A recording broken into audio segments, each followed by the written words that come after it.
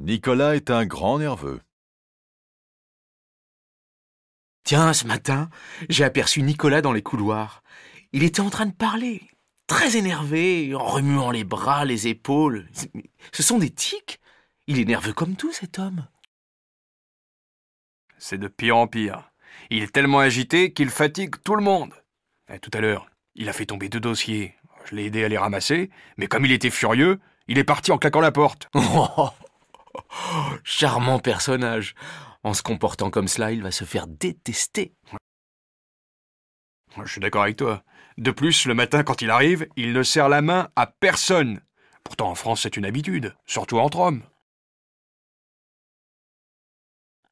Mais quel contraste avec sa femme, toujours raide, qui se tient droite comme un i. Ils ne sont vraiment pas pareils, tous les deux. Oui, mais au moins, il est intelligent, tandis que sa femme est bête comme ses pieds.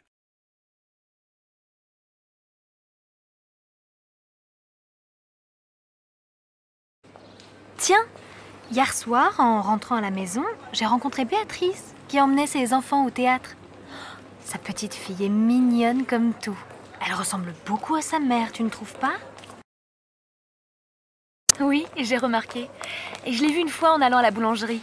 C'est vrai que cette petite est jolie comme un cœur et plutôt calme. Son frère, en revanche, est du genre plutôt agité.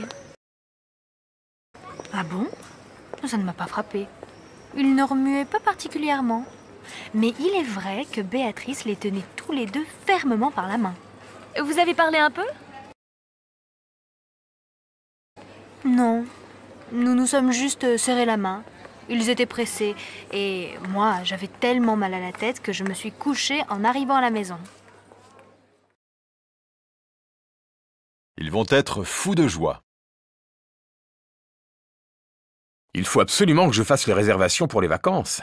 Ce serait bien que nous puissions louer le chalet que j'avais repéré à Verbier. Oui, et j'aimerais bien qu'Alice et Laurent viennent avec nous. Ce sont d'excellents skieurs, et là, ils seraient fous de joie. Et puis Laurent, qui est canadien, a un peu le mal du pays. Cela lui ferait plaisir de passer des vacances à la neige. Certainement. L'année dernière, j'avais été déçue qu'il n'ait pas la possibilité de nous accompagner. J'espère que cette fois-ci, ils seront disponibles. Cela m'étonnerait qu'ils ne prennent pas de congé en février. Tiens, je vais les appeler. Colette est tout émue. Qu'est-ce que tu as? Je te vois toute pâle. Ah, ce n'est rien, j'attends un coup de fil de Philippe et je tremble comme une feuille. Je ne comprends pas ce qui m'arrive, je suis toute émue, je n'arrête pas de penser à lui. Maintenant, tu es toute rouge.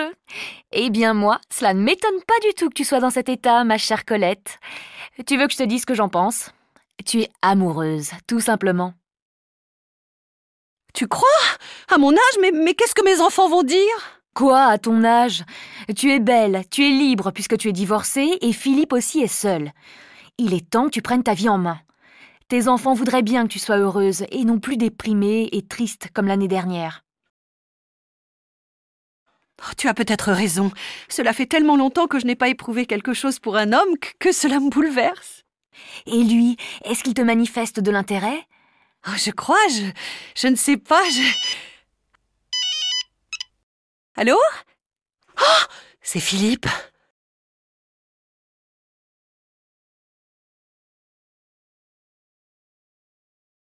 Dis-moi, Romain, est-ce que tu as eu des nouvelles de Léon? Non, et cela m'énerve qu'ils ne répondent pas aux messages. Si Antoine veut que nous fassions une réunion, il faut que tout le monde sache si Léon vient ou non. Il est possible qu'il soit en vacances, non? Non, pas du tout. Antoine souhaitait que nous soyons tous là cette semaine, y compris Léon. Tu ne l'aimes vraiment pas, hein? C'est vrai que je n'éprouve aucune sympathie pour lui. Je sauterai de joie le jour où il prendra sa retraite. Allez, Romain, ne t'énerve pas. Tu es toujours trop émotif. Je ne suis pas émotif, je suis simplement expressif.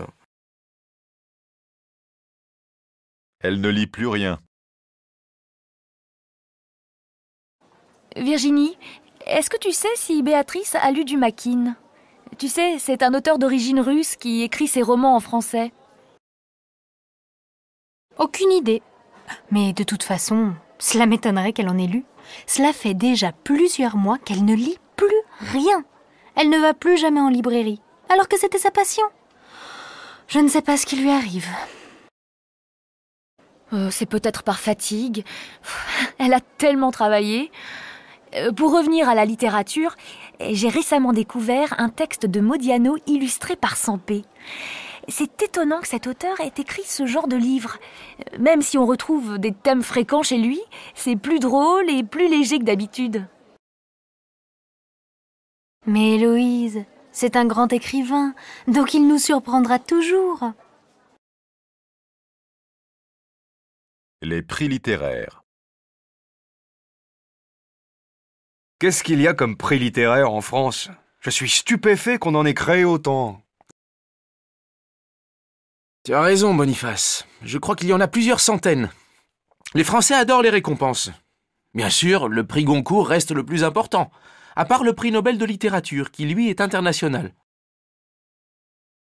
Ceux-là sont renommés, mais à vrai dire, je n'en connais aucun autre. Eh bien, tu as le prix Médicis, par exemple, qui récompense un nouveau roman ou un auteur débutant. Ou encore le prix Femina, qui, comme son nom l'indique, est décerné par un jury de femmes. D'un côté, c'est bien que les Français aient conservé cette passion pour le livre et la littérature. Et d'un autre côté, jamais personne ne se souvient du nom des auteurs qui ont reçu le prix Goncourt. Je ne me souviens pas de tous, c'est sûr. De mémoire, on se rappelle les plus célèbres, comme Proust, Camus, Duras ou Benjeloun. Il est tout de même intéressant que tant d'auteurs francophones aient été découverts grâce à ce prix. Il n'est donc pas inutile.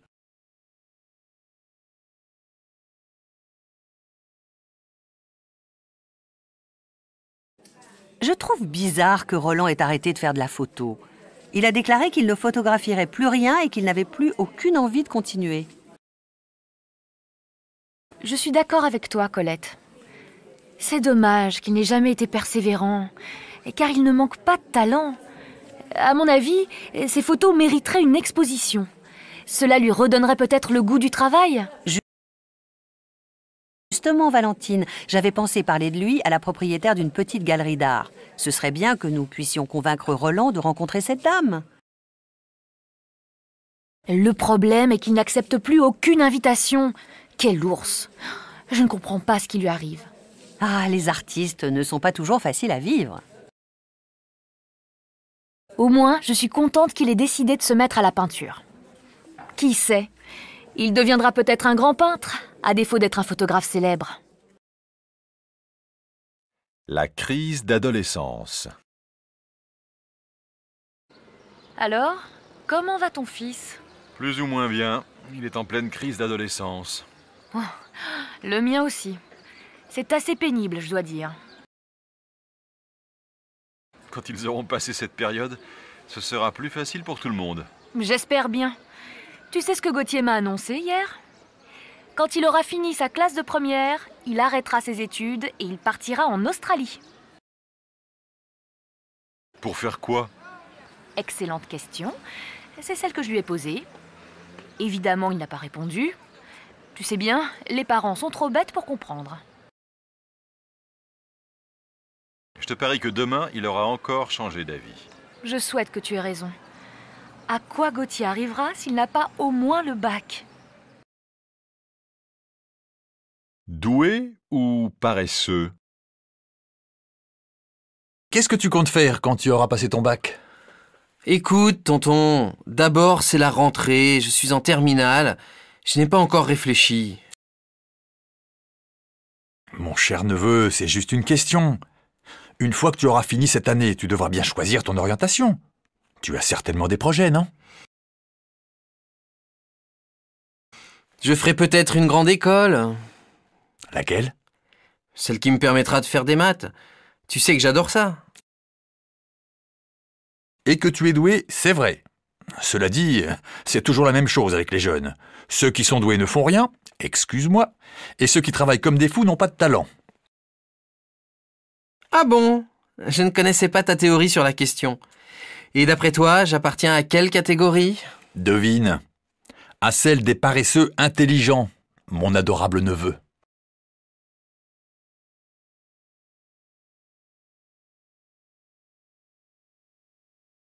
Je suis bien contente, ma fille a eu son bac. La mienne aussi.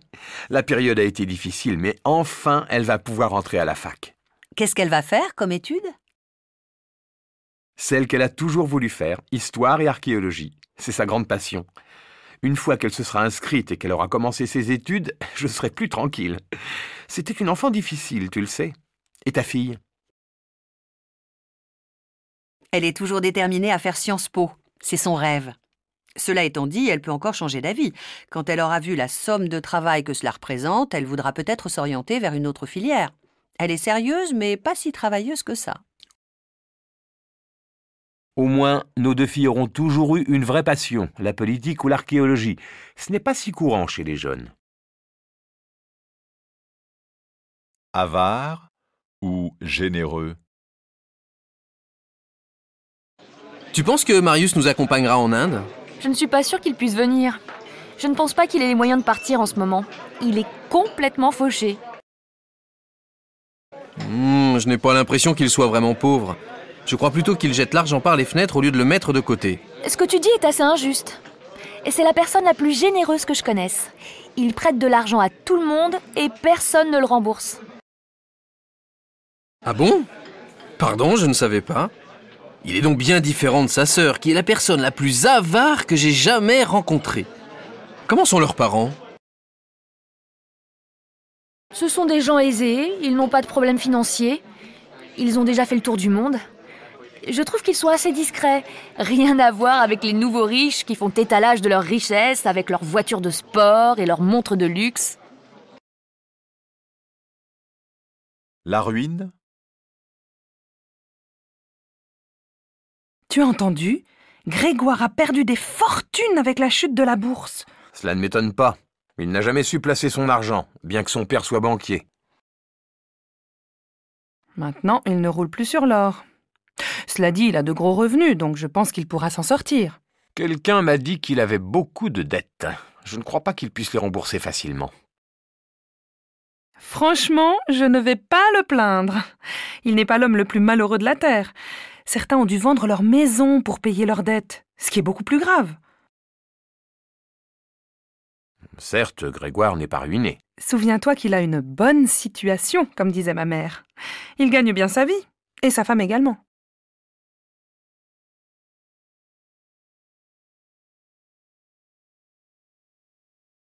Ma banque me propose des quantités de placements plus ou moins avantageux. Je ne suis pas sûre de pouvoir suivre leurs conseils.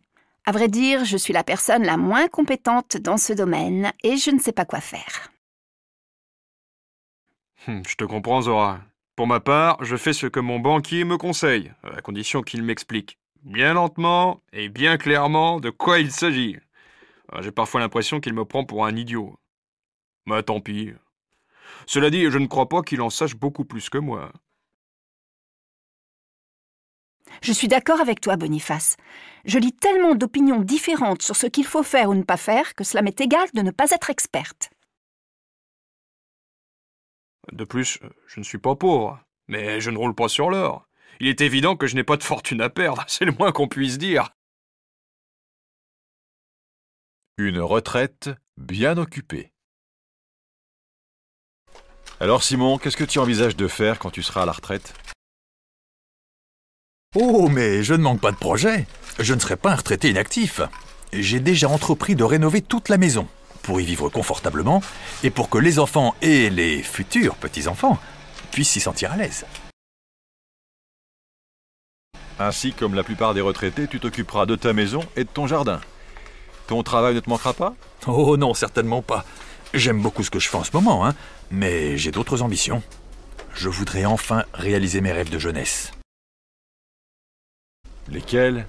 Je me souviens que tu ne pensais qu'à devenir pilote de course. Malheureusement, j'ai passé l'âge. Tu as oublié que je voulais faire le tour du monde? Il ne me manquait que le temps et l'argent, tout ce que j'aurai à ma retraite. Tu vas donc à la fois refaire ta maison et voyager partout. Oui, Philippe, mais pas en même temps, bien sûr. Je commence à réfléchir à un itinéraire fabuleux. Cette fois-ci, c'est décidé. Je me suis fixé des objectifs pour cette année. Je vais me mettre au sport. Et sérieusement cette fois-ci. À mon avis, c'est juste une bonne résolution de nouvel an. Si je ne me trompe pas, tu abandonnes en général la moitié de tes projets, ma chérie. Tu es dur. Je reconnais que je manque un peu de persévérance. Mais là, c'est décidé. Je m'inscris à un club de gym.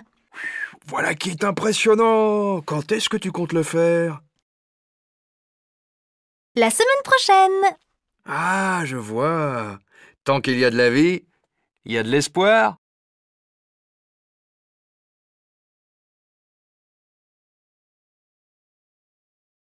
Tu sais, Colette, sur un coup de tête, j'ai pris la décision de déménager. Les enfants sont grands et maintenant, j'ai enfin un peu de liberté. J'ai trouvé une maison qui me plaît beaucoup. Mais je ne sais pas si j'ai fait le bon choix. Elle se trouve en pleine campagne. Elle est magnifique. Mais il y a des travaux. Valentine, la ville ne va pas te manquer. Entre la banlieue où tu vis maintenant et la vraie campagne, il y a une différence. Je ne sais pas si la ville me manquera. Mais en faisant ça, je réalise mon rêve. J'espère que ce ne sera pas un échec. Je vais te montrer des photos pour que tu puisses me donner ton avis. Ah oui, elle est superbe. Pas en très bon état, mais pleine de charme. Tu as bien choisi. Et puis après tout, qui ne risque rien n'a rien. Quand est-ce que tu comptes emménager? Dans 4 mois, je pense. Alors, il te reste un peu de temps pour profiter de la ville. Tu ne veux pas aller au cinéma pour voir un bon film? À la boulangerie-pâtisserie. Madame? Bonjour madame. Je voudrais un croissant au beurre, 2 pains au chocolat et une brioche au sucre, s'il vous plaît. Oui madame. Et avec ceci? Je vais prendre aussi une tarte pour 6 personnes. Qu'est-ce que vous préférez comme tarte? Nous avons des tartes aux pommes, aux fraises, au citron. Une belle tarte aux fraises, c'est très bien. À la poste. Bonjour, monsieur. Je voudrais envoyer ce paquet aux États-Unis, s'il vous plaît. Oui? En tarif normal ou en prioritaire? En prioritaire, s'il vous plaît. D'abord, vous devez remplir cette fiche de douane. Ah, oui. Contenu du paquet. Un livre de cuisine. Merci. Voilà, mademoiselle, ça fait 8,50 €. Il vous faut autre chose? Oui. Je voudrais aussi un carnet de timbres pour l'Europe, s'il vous plaît. Voilà, 10 timbres à 50 centimes. Ce sera tout? Oh non. Est-ce que vous avez aussi des jolis timbres? Oui, bien sûr. Voilà, nous avons des timbres qui représentent les principaux monuments de France. Oh, c'est parfait. Alors, donnez-moi 5 jolis timbres, s'il vous plaît. Voilà. Au total, cela fera 16 €. Au marché. Bonjour madame, vous désirez? Je voudrais 1 kilo de tomates, 2 courgettes et un poivron vert, s'il vous plaît. Voilà madame, et avec ceci? Je vais prendre aussi 4 pommes et une livre de fraises. Voilà, ce sera tout? Non, je voudrais aussi un peu de persil. À l'épicerie.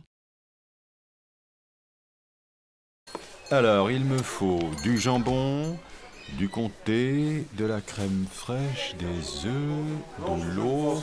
Bonjour monsieur, je voudrais un morceau de comté, s'il vous plaît. Voilà, monsieur. Et avec ceci? Donnez-moi aussi un petit pot de crème fraîche et une douzaine d'œufs. Voilà, ce sera tout. Non, il me faut aussi 4 tranches de jambon, s'il vous plaît. Et je vais prendre 2 bouteilles d'eau plate.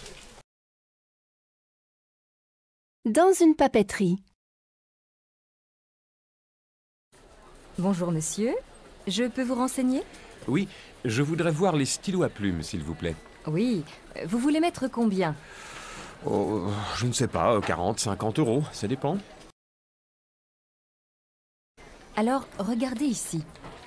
Ah, ce stylo est très joli. Il fait combien? 75 €, monsieur. Ah. Et vous pouvez me dire le prix de ce stylo noir? Bien sûr. Il fait 32 €. Et ce stylo bleu là? Tous ces stylos sont à 47 €. Alors je vais prendre le bleu. C'est pour offrir? Oui, s'il vous plaît. Chez le poissonnier.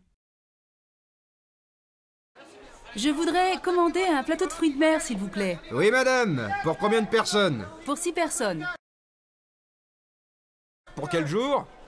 Samedi en fin d'après-midi. C'est pour le dîner. C'est à quel nom? Vignon. V-I-G-N-O-N. Qu'est-ce que vous préférez alors? Un plateau classique à 20 € ou un plateau mélangé à 30 €? Quelle est la différence? Dans le plateau classique, vous avez seulement des coquillages, des huîtres, des moules. Dans le plateau mélangé, vous avez aussi des crustacés. Alors, des langoustines, du crabe, des crevettes. Un plateau classique me semble très bien. Au café. Monsieur, vous avez choisi? Oui, je vais prendre un menu à 12 € avec une soupe à l'oignon en entrée et une entrecôte au roquefort. Votre entrecôte, vous la voulez comment? Un point, s'il vous plaît. Et comme boisson? Un demi, s'il vous plaît, et une carafe d'eau. Ça a été? Oui, très bien. Vous prenez un dessert, une tarte, une glace? Qu'est-ce que vous avez comme glace? Vanille, fraise, café, chocolat, praliné. Alors, vanille chocolat, s'il vous plaît. Un café? Oui, un café. Et l'addition. À l'hôtel. Hôtel du Moulin, bonjour. Bonjour monsieur, est-ce que vous avez une chambre libre pour demain soir, s'il vous plaît? Une chambre pour 2 personnes. Vous préférez une chambre avec un grand lit ou 2 petits lits? Avec un grand lit, s'il vous plaît. Alors nous avons une chambre avec salle de bain et WC à 62 €. Le petit déjeuner est compris? Non monsieur, le petit déjeuner est à 8 € par personne. Très bien. Je prends la chambre.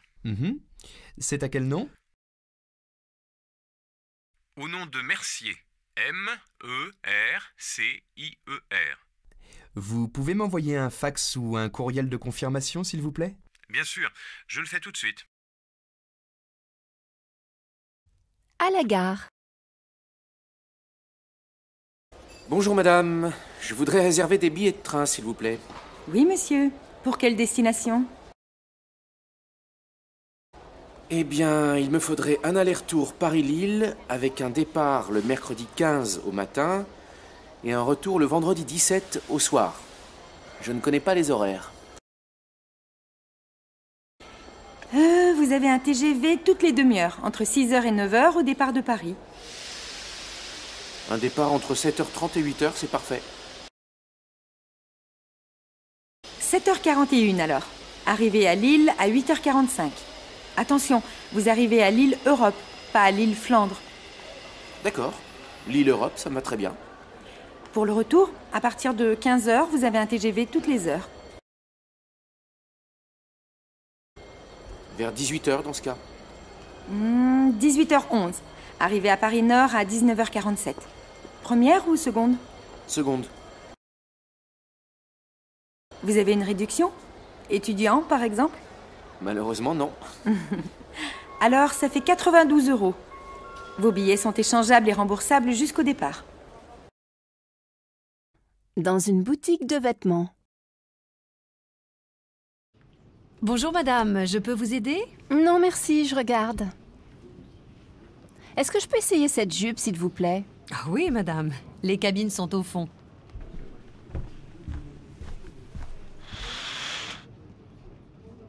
Alors, ça va?